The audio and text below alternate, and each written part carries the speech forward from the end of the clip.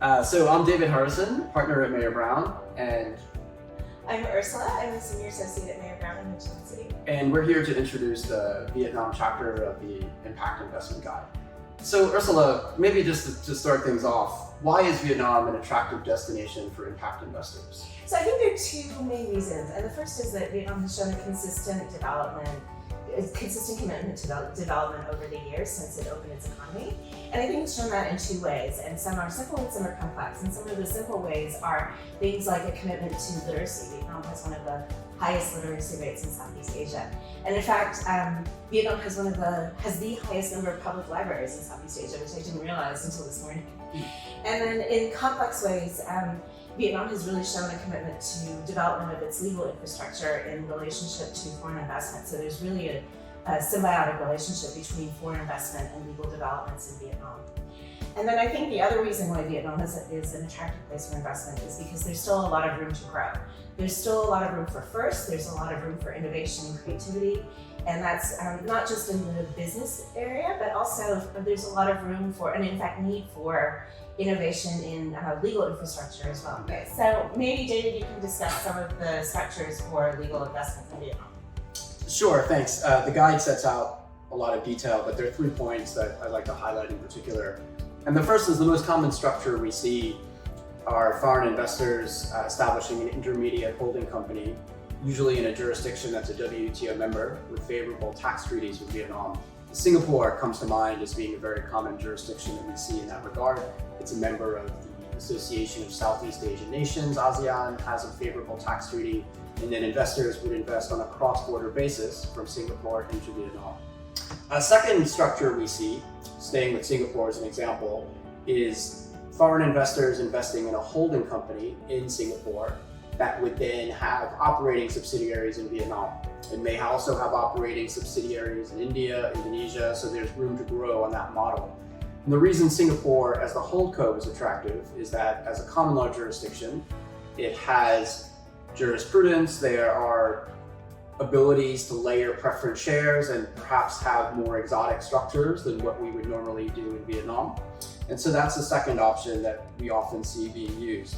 And the third point, which I'd like to highlight, is what we don't see. And what we don't see are foreign investors establishing domestic funds. And the reason being that the funds regulations are very much in their infancy and are primarily designed for local investors investing in Vietnam dong. One of the key aspects to any project is to ensure that your currency can be remitted out in foreign currency, and that can be challenging given the state currently of some of the fund regulations. Maybe Ursula, I'll also just comment briefly on some of the opportunities that we see in Vietnam.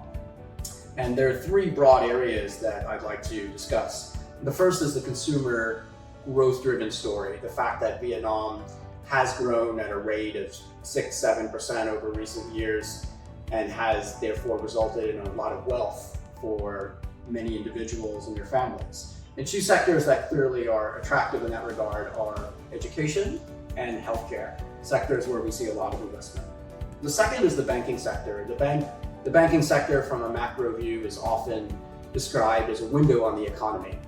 2 structures we've seen recently have been Tier 2 capital convertible bonds, which impact investors have invested in, as well as on-lending structures, so where the bank will then on-lend the proceeds to development projects. So this could be green energy projects, it could be female entrepreneurs, it could be SME lending.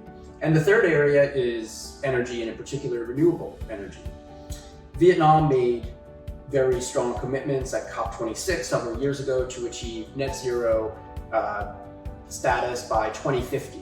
The key legal document that provides this blueprint is the Power Development Plan 8, known as PDP-8. And PDP-8 sets out a roadmap to transition from fossil fuels to renewable energy, in particular onshore and offshore wind, ground-mounted solar, rooftop solar, as well as new technologies such as ammonia, hydrogen, battery storage. This is an area in particular recently in rooftop solar, both from an equity and a debt investment standpoint, that we see considerable client interest and anticipate that this will occur over the years to come. But maybe you could speak about some of the challenges in investing in Vietnam. Sure.